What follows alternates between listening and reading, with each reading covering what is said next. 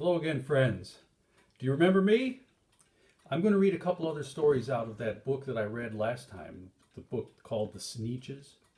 This one's called The Zacks. One day, making tracks in the prairie of Prax, came a north-going Zacks and a south-going Zacks.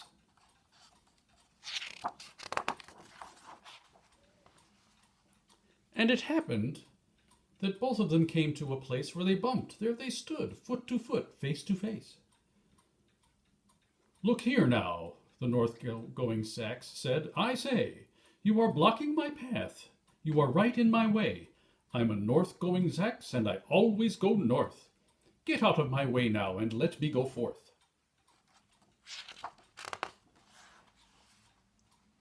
"Who's in whose way?" snapped the south-going Zacks. "I always go south in my south-going tracks. So you're in my way, and I ask you to move, and let me go south in my south-going groove." Then the north-going Zacks puffed his chest up with pride.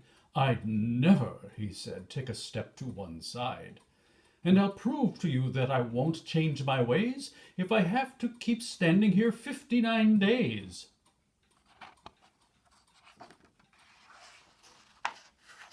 "And I'll prove to you," yelled the south-going Zacks, "that I can stand here in the prairie of Prax for 59 years, for I live by a rule that I learned as a boy back in south-going school. Never budge, that's my rule, never budge in the least. Not an inch to the west, not an inch to the east. I'll stay here not budging. I can and I will if it makes you and me and the whole world stand still." Well, of course, the world didn't stand still. The world grew. In a couple of years, the new highway came through, and they built it right over those two stubborn Zacks and left them there standing, unbudged in their tracks.